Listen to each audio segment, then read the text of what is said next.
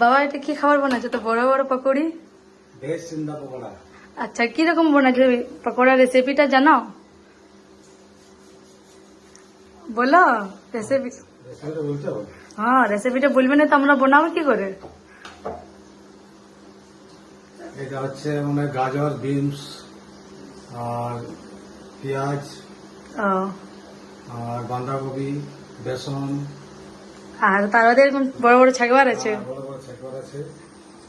তারপরে এটা বার বানাবার আছে, বার বানায় তারপর পিস করে ওটা। ও তো পিস করে কাটা করে দেখাও তাকে আমরা বানাবো আর বন্ধুরা বানাবে।